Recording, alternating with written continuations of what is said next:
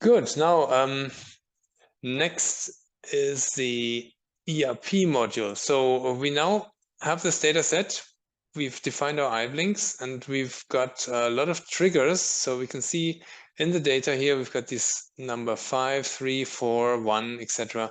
So these are all the trigger events that then meant that a tone was presented to the subject at different intensities. And we now want to kind of analyze this data further. And the best way to do it is using the ERP module. So there's an ERP menu. There's also an ERP button. Let's start with the ERP menu. And if I go to Edit Paradigm, then it opens automatically the paradigm dialog. And because I haven't actually defined a paradigm for this data set yet, the dialog currently is quite empty. So it opens at the tab for condition, where I can define conditions based on trigger values, but I can also make it a bit more elegant. I can go to the trigger tab on the left and start defining what the triggers actually mean. So then I can make my life easier in the future. Instead of working with the kind of not very informative trigger values, I can give them names and other attributes. So let's try and do this. So there's 5 triggers and they correspond to the different intensities from 60 to 100 decibels. So what I can, I've already got a field here for giving the triggers names, and I'm going to exploit this by typing in names. First one would be 60 decibel, and I can add that to the list here by clicking Add to List. And then I can put 70 decibels, and again add that to the list. So right now I'm just going to make up the different names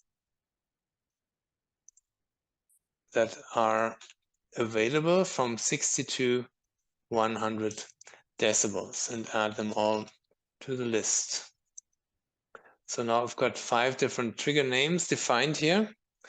And we can make our lives also easier by defining additional attributes for triggers that we can then combine.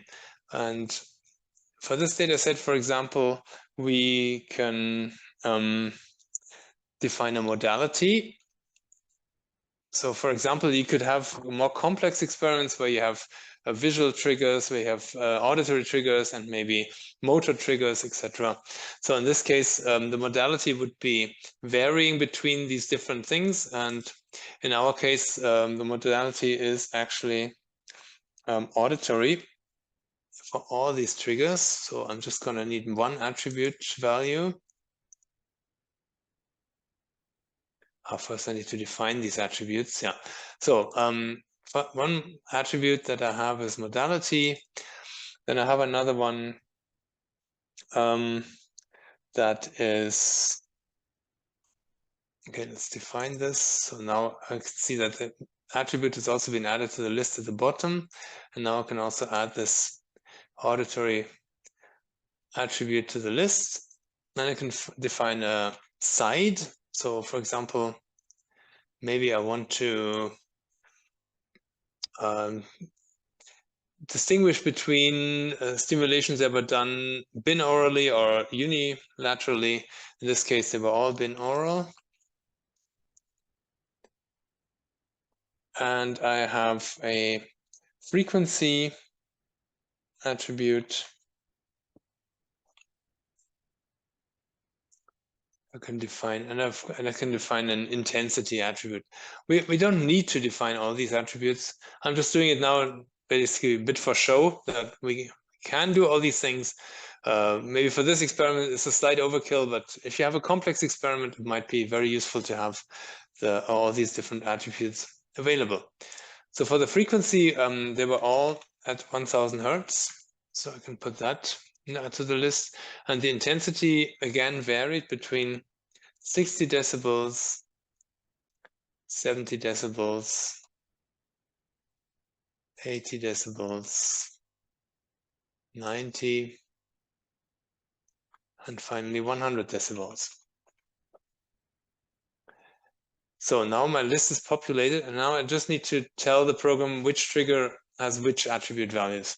So let's start with trigger code number 1. So now I can select these different values here. Trigger number 1 was the 60 decibel, and I can now set these selected attributes that I've selected here. And I can see down here in the final list, the trigger gets a green definition icon. That means it's fully defined now. And for the trigger number 2, I'm going to put the 70 decibel values and set it, and now it's also fully defined. Trigger number 3 has got the 80 decibels. Trigger number 4 is the 90. And trigger number 5 is the 100.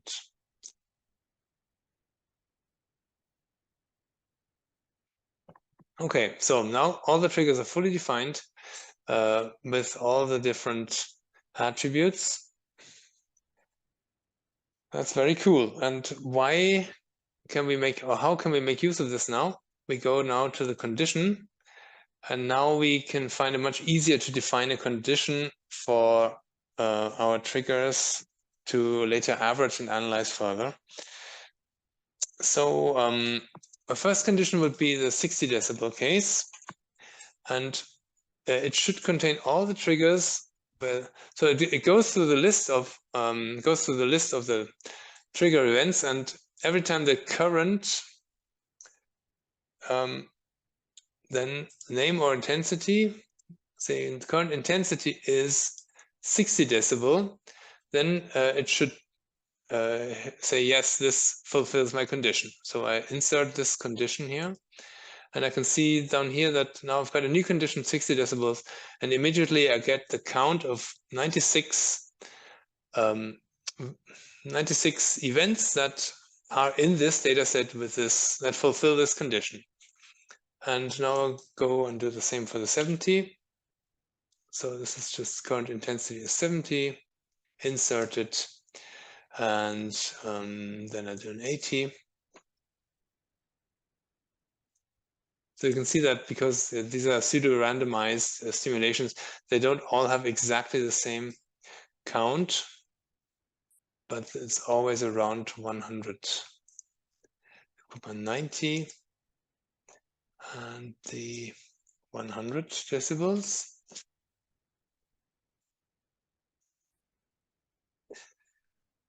Yeah, okay, so this is all the different intensities. And now I can also specify other conditions, so I can make it a bit more complex. For example, I could summarize anything that was presented with a low intensity. So I'm going to name a low condition, and this would be that the current intensity is 60 decibels, or it could also be 70 decibels.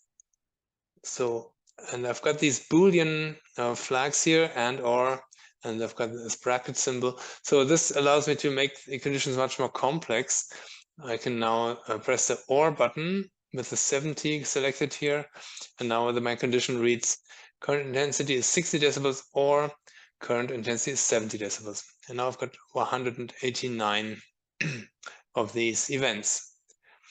And similarly, I can do a high condition, and this would be a current intensity of, maybe start with 90. So first insert it as a new condition with 85 matches, and now enhance it with also the 100 decibels, and using the OR qualifier, now it brings it up to 174 events. So this is going to improve my signal to noise ratio if I can average almost twice as many events with hopefully similar response characteristics for the low and the high condition. I may get a better result. There's also a way of negating things by the is not operator. So I could make a condition not high, current intensity is not, for example, like this, then this would be all the events that are not 100 decibels. And yeah, as I said, I could make a bracket. So I've got many ways of doing this logic. For example, if I want to, I think we're going to do this in the exercise at the end, so I'm not going to spoiler. But one more thing I want to try is, let me delete this condition again. I want to do a condition that summarizes all my stimuli, so all the auditory stimuli, and all condition could be simply saying current intensity is 60 or current intensity is 70, current intensity is 80, etc., etc. But I can also use other attributes to make it much simpler.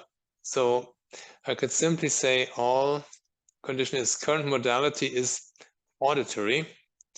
And because this is true for all the trigger events, that's the way I define them, this is automatically going to give me all my 487, 67 stimuli that were presented. Okay. Anything else about this? Yes, there's some so-called pseudo attributes that we can also use as interval that sort of checks what is the interval between the current and the previous, or the current and the next trigger. And that can be used, for example, to check for response characteristics, etc. So that can be applied. There's an amplitude. This can only be applied if you detect the triggers using the create trigger ERP command. So I'm not going to go into this at the moment. And there's a condition, which is a kind of recursive way. I can say, I can relate conditions between each other. So I can say, for example, non-current condition is not all insert, and this should be 0 because everything is all. Yeah. So I can also, a previously defined condition can be used again in a next condition. And this is also useful if you want to, for example, go more than one trigger back. So for example, if you want to relate the current trigger to the previous trigger, but maybe you don't want to relate to the previous, but the one before the previous, then you could have a kind of recursive way of first defining a condition that includes the previous trigger, and then you do another condition that references that condition to get the previous trigger. So we're happy to help you with this if that ever comes up in your paradigm scenarios. Right, so let's go to Epoch tab. The Epoch tab is the kind of tab where we want to define which averaging epoch do we use, and also which baseline epoch, and which epoch do we look in for artifacts, etc. There's a default for these. So by default, the averaging epoch will be 500 milliseconds before the trigger and 1000 after. And the baseline will be from -100 to 0. But of course, I can change this. So I'm going to actually make it a bit shorter. So I'm going to go from 300 milliseconds before the trigger, and then press the tab key to go to the next. So I can use the tabulator to go through all these fields, and shift tabulator to go back. Yeah, baseline I can leave as it is. Artifact rejection. So this is the interval where I will reject any potential artifacts, which should be the same in this case as the averaging epoch. If you have a stimulus artifact, you can say here where the stimulus artifact occurs, then this will not be used for the artifact rejection. And if you have a delay, this is also useful. For example, we had, I worked in the MEG lab in Heidelberg for a while, and we had this, we didn't want to use electric stimuli because that would cause artifacts in the magnetic field. So we had this tactile stimulation using air pressure, and there was always 3 or 4 milliseconds later than the actual trigger point. So then you put the 4 milliseconds here in the delay, and then that would still give you a correct measurement of how quickly the signal traveled from my finger to the brain. All right, I think this is good for the epochs, and let's go on to the filter tab now. So this is where I decide how much filtering and what filtering do I want to do of the raw data before I average it. So this should be quite gentle because we can still filter the data after averaging. So we shouldn't, but we cannot go back to the state before we apply this filter once we average. So this is mainly useful for removing slow drifts in the data. So we should look at the low cutoff here. I think put it to 0.2 in this case. So 0.2 hertz for low cutoff, 6 decibel forward is quite good. And we'll not use the high cutoff. And then we can also decide whether we want to enable the filter just for the scan or also for the averaging. And I'll check it for both. So the scan will be a scan for artifacts, which we'll do in a minute. Yeah. Yeah, let's apply it for averaging as well. And then we'll save this paradigm so that we can reuse it later also for other data sets that have the same experimental configuration. And if I save this paradigm, I can do this directly in the paradigm directory. And here we have different subfolders that are already predefined. So I'll go to the auditory. But this is, of course, when you do your own experiments, completely up to you how you define your data analysis folder structure. But this is just something that we suggested. And there's already in a paradigm predefined AEP intensity. So I just call mine AEP intensity minus test because I don't want to override the previously defined one, and then save this. So now all these definitions that I've made are stored and can be recovered later.